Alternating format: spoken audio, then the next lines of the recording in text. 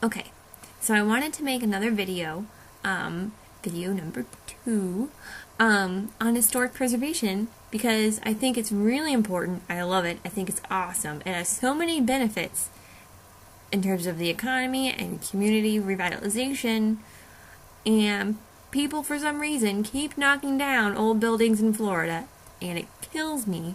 So I thought that I would make a video about maybe why we shouldn't. So here we go. There are so many benefits. Let's just talk about the ones that make sense right now. Like, maybe they act as a part of your living history. Maybe they act as tangible pieces of your community's history, and maybe that's a good enough reason to save them. I think it is, but if you don't, let's continue.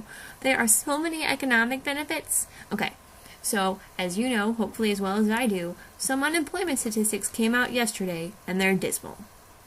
They're really crummy. The economy is really crummy.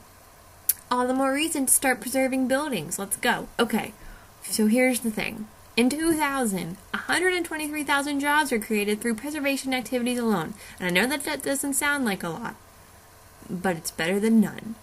So this seems like something maybe we should develop a little more. Maybe get a little more activity going in it. Maybe generate a few more jobs. I mean, they're mostly in construction and manufacturing sectors, but I'm totally alright with that.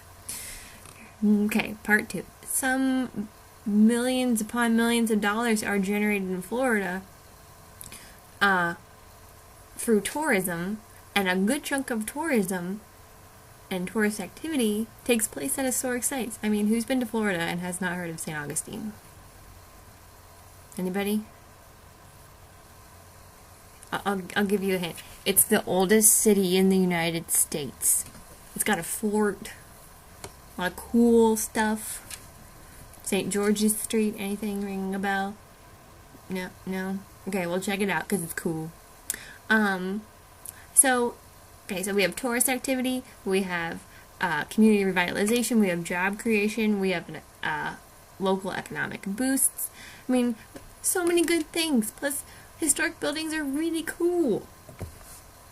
They act as a part of your history that's still, well, it's not technically living, but let's call it living history. Because you can go there, they represent a sense of history for that community, a sense of place for that community, and like I said, they're just really cool. I wish people saved more of them.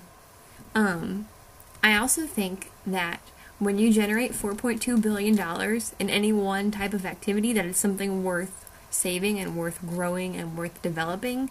And let me tell you a secret. Preservation activities in Florida generated $4.2 billion in 2000, in 1 year, through these activities. Important. Okay, part 3. If you live in a historic district, meaning a district with a significant amount of historic buildings of like a similar era or a similar architectural style, your property values would never decrease. Would you like to know how I know this? Well, I'll tell you. In 2000, there was an executive summary on the economic benefits of historic preservation, and it said that as of 2000, if you lived in a historic district, that your property values never decreased. Ever. I mean, this just seems to be common sense to me. If I was someone that liked having money and not losing money, I would live in a historic district, in a historic house, so my property values would never decrease. Or I would do the following. I would restore historic buildings. And do you want to know why? Because under the National Park Service, under the Secretary of the Interior, there is a tax incentives program for rehabilitating old houses.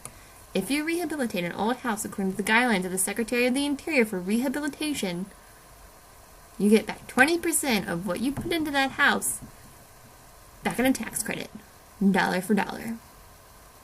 Some states it's 25%, in Florida it's 20%. Now I know you're probably saying, Kristen, that doesn't sound like a lot of money compared to what I put into it. Well, here's a statistic.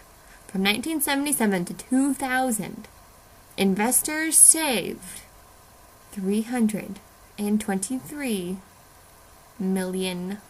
Now, I really don't have to tell you this, but that is a lot of money. Oh, my phone is ringing.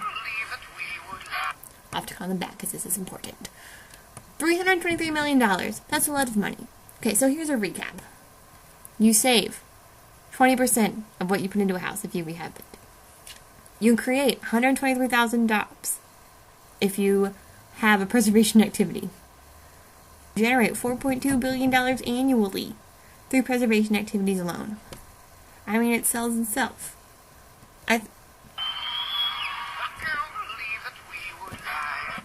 Sorry, someone's calling me again. So anyway, just to make this short, preservation activities are good. We should be doing more of it. I'll put links in the sidebar. You can check it out. Thank you for watching.